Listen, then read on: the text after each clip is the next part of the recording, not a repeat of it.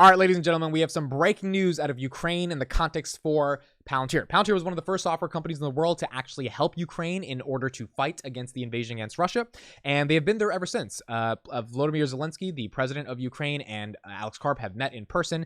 We know for a fact through numerous articles and reports and what Ukraine has publicly said that Palantir software is giving them a fighting chance to actually beat back Russia. We've gotten new news today that only highlights the value of Palantir software in terms of what it's actually doing to change the world. And I want to pull up this PR that we got out today, and then we're going to discuss a little bit more of what this means for Palantir. Palantir Ministry of Digital Transformation of Ukraine strike reconstruction partnership. So, Palantir and the Ministry of Digital Transformation of Ukraine have today announced a partnership that will help enable the company's technology to support the defense and reconstruction of the country in the wake of the Russian invasion. The Memorandum of Understanding will pave the way for cooperation in critical areas such as the cataloging and assessment of damages to buildings, infrastructure, harnessing software, and optimized reconstruction. If you have seen some of the damage in Ukraine, it is pretty bad and pretty sad, to say the least. And so obviously the whole country needs to reconstruct. The whole country needs to optimize their buildings, their infrastructure, everything that has been destroyed through what's going on with Russia. I actually have a neighbor who lives next to me who is Ukrainian. He was telling me that he runs a software company. He has a bunch of engineers out in Ukraine, and they haven't really been able to work because literally his offices have been bombed. So, I mean, this is a real thing that has happened, and it's obviously left a lot of people in shambles. Palantir will expand its support as a strategic partner of Ukraine across a range of areas to deliver the following shared goals: enhancing the digital capabilities for electronic public services, providing the defense and reconstruction of Ukraine, supporting and coordinating a digitally led reconstruction of Ukraine, consolidating the efforts in the field of digitization, digital innovations, and integration of Ukraine as into the international market, and promoting the implementation of projects with the support of the armed forces of Ukraine. Basically making sure we can get Ukraine back to where it was and bringing it back into the limelight. A lot of companies have had to leave Ukraine or lay off all their employees that they had in Ukraine, obviously because the country was under attack. And so getting those companies to come back in to digitally transform all the issues that are going on would be obviously very beneficial. The company will help Ukraine become a digital leader in Europe by consolidating efforts in the field of digitization, digital innovations, and the integration of Ukraine into the international markets. Together with the armed forces of Ukraine, Palantir will contribute to the exchange of data and experience in the implementation of world-leading technology. Now, a quote from Vice Prime Minister of Innovations and the Minister of Digital Transformation for Ukraine. "That's an honor for us to continue developing partnerships with such a top-notch company. Palantir is already making its contribution to Ukraine's victory by sharing its tools and intelligence. We are excited to provide with a new stage of cooperation with Ukraine's recovery. Having a presence on the ground here since during the full-scale invasion also means a lot for the economy in building a new image of Ukraine, bold and digital." Another person who works as the Deputy Minister of Digital Transformation of Ukraine says, "We managed to create a successful point of entry for Palantir through the Ministry of Digital Transformation and drive its cooperation with many Ukrainian governmental institutions. Since Palantir is a fairly versatile intelligence instrument, we observe extremely high interest in its implementation. By developing a strong recovery plan, together we will explore the opportunity of introducing Palantir as one of the main tools for digital reconstruction to analyze data related to infrastructure and urban planning." Louis Mosley, the Senior Vice President of Europe and Palantir, says, "Whether it's helping brave Ukrainian forces resist Putin's aggression, supporting the resettlement of their loved ones, or aiding the country's civil reconstruction, Palantir stands shoulder to shoulder with Ukraine and its people. Today's agreement will help to ensure that after victory comes prosperity." Now, this is incredibly important to understand for a variety of reasons. First of all, three things there.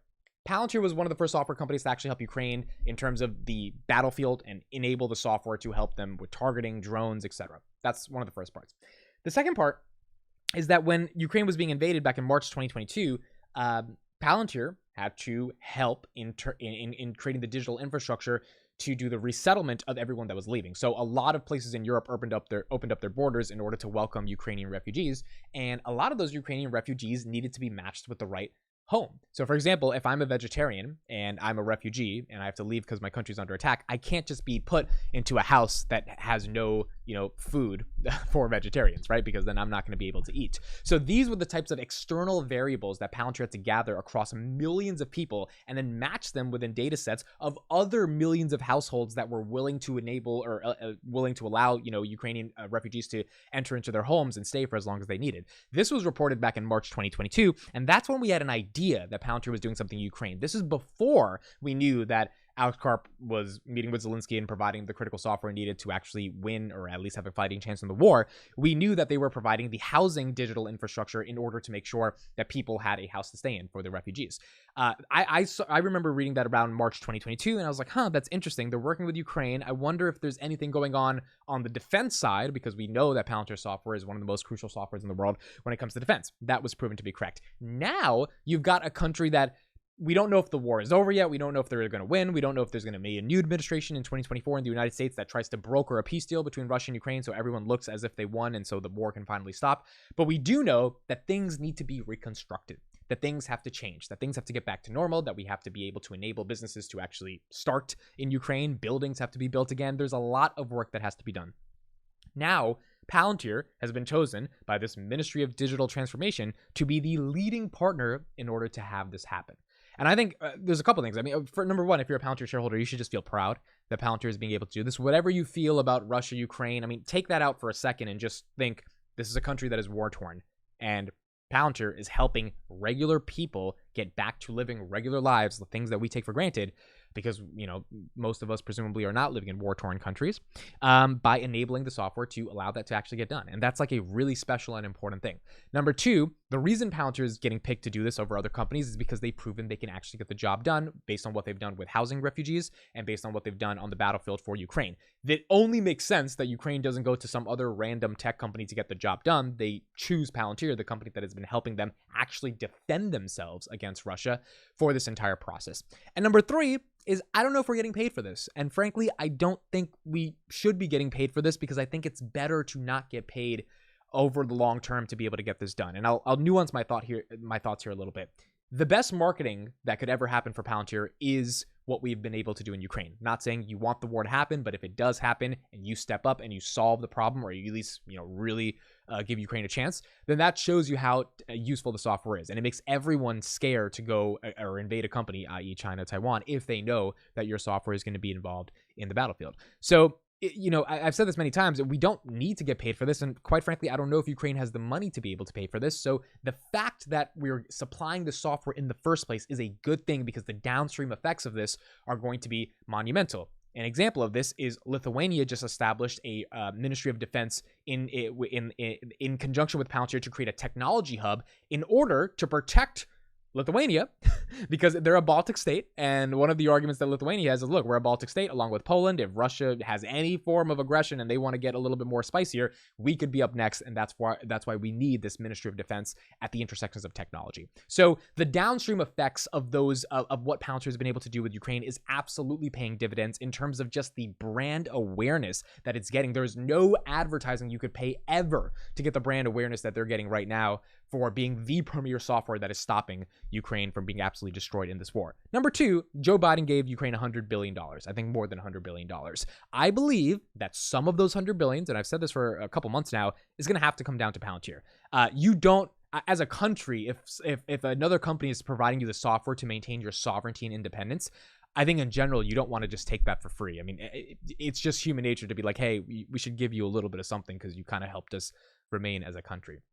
Outside of that, I think there are, what I was talking with Adam Bergman today in the morning stream, there are built-in pockets for those hundreds of billions of dollars that are going to Ukraine to be able to feed some of the companies that are working to help Ukraine, i.e. the hardware manufacturers or the software contractors, all in the defense space. So out of the $100 billion, you would imagine, even if it's like $1 or $2 billion that ends up going to Palantir, even if it's $500-600 million that go to Palantir, I don't know when, maybe it's next year, 2 years from now, 5 years from now, whenever this whole thing gets sorted out, whenever they can sit down and negotiate what a contract looks like, what a deal looks like, what compensation looks like, maybe they're getting paid for this entire digital transformation now that things are starting to get back to normal. We don't know what it looks like, but we do know that there's money on the table, and that money likely is going to be coming to Palantir either in the form of advertising or in the form of just cold hard cash because of the job that they're doing and the job that they will be continuing to do for Ukraine. This is going to be a process that's going to span over the next decade. You can't just rebuild an entire country that's been war-torn in a couple of nights. You're going to need some time to do that, and you're going to need a lot of software to enable this to happen, because this is a big data problem, just like many things in the world are a big data problem. And I see Palantir being able to solve this problem. So I think this press release was very interesting today. This press release comes a day after the commercial press release about helping CNA with their Foundry AIP platform to become more effective as a fashion retailer. So we got one international commercial PR, and then we get a government PR, and then we have FoundryCon that's now been named to AIPCon. I'll do a separate video on what that means in a bit. And that's happening in a week on June 1st. You've got a lot of things lining up on the way to AIPCon, because I think Palantir is starting to recognize that our software is important. It's going to be used across the entire world. And as a result of that, it's time to kind of show people what we've got cooking up. And here are some of the things that we've been able to do over the past couple months that are now coming to light. So really, really important news coming out of Palantir and Ukraine. I hope that this is going to help Ukraine a lot. I hope Palantir will eventually get the downstream effects by this. And overall, I think Palantir as a brand name is going to be known as a company that is saving countries. There's not a lot of tech companies that are literally rebuilding the country from scratch because of the type of technology they have to digitally transform something that has been war-torn. And it seems like Palantir is one of those companies that has the ability to do that. So those are my thoughts. Let me know what you think. Palantir now helping Ukraine come back to normal. Please subscribe to dailypalantir.com/subscribe. It is a newsletter I send out to Palantir investors every single day, about 2,000 of them. Thank you for listening and watching. I'll see you in the next one.